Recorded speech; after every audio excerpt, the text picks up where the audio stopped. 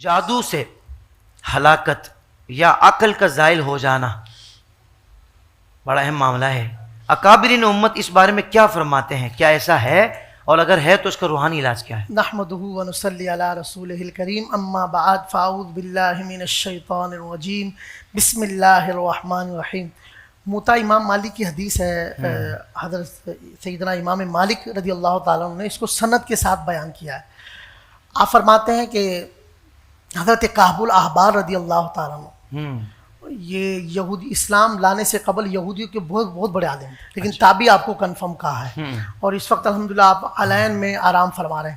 حضرت کعب الاحبار رضی اللہ تعالیٰ عنہ کی یہ روایت نقل کرتے ہیں، آپ فرماتے ہیں کہ اگر میں یہ کلمات نہ پڑھتا تو یہودی مجھے اپنے علم کے ذریعے، یہودی مجھے یعنی جادو کے ذریعے، اس میں جو آپ کے الفاظ ہیں کہ اگر میں یہ کلمات نہ پڑھتا تو یہودی مجھے جادو کے ذریعے گدھا بنا دیتے، یعنی میری عقل کو زائل کر دیتے۔ یعنی شیطانی علم کے ذریعے رضی اللہ تعالیٰ، جادو یعنی گندے عملیات کے ذریعے، اور پھر وہ آپ نے دعا بھی ارشاد فرمائی۔ تو اس سے پتہ چلا، اس پہ بحث کرنے کے بعد اکابرین فرماتے ہیں کہ یعنی کہ جادو کے گندے اثرات، یعنی جادو ہوتا ہی معاذ اللہ کرنے والا جو جادو گندے عملیات کرتا ہے وہ اپنی آخرت داؤ پہ لگا دیتا ہے اور اس کا ایمان خطرے میں پڑ جاتا ہے۔ تو حضرت کعب الاحبار رضی اللہ تعالیٰ عنہ وہ دعا پڑھا کرتے تھے۔ تو آپ اندازہ لگائیں کہ یعنی ہمارے اکابرین کے نزدیک جادو سے ہلاکت یا عقل کا زائل ہو جانا۔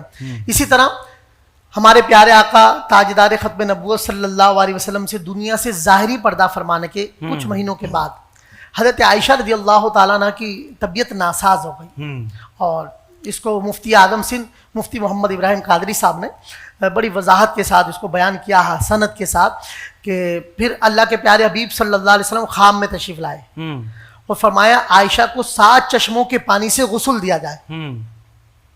تو پھر جب تحقیق ہوئی پتہ چلا کہ آپ پر جادو کے اثرات تھے، تو ام المؤمنین محبوب خدا حضرت عائشہ صدیقہ رضی اللہ تعالیٰ عنہ، تو اس طرح کئی روایات ملتی ہیں۔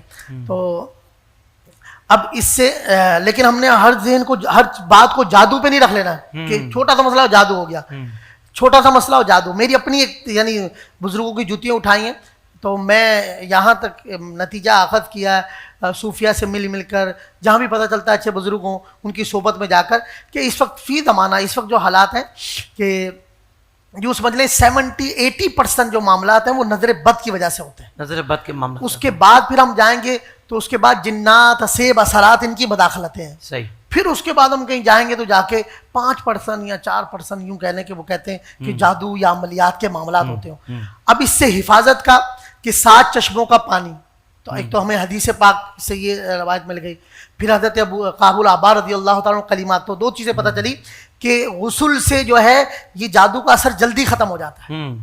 تو میں ناظرین سامعین سے کہوں گا جب بھی آپ کو یہ کوئی بتا دے جادو ہو گیا یا آپ کو لگ رہا ہے تو کوئی مشکل کام نہیں ہے، آسان طریقہ ہے۔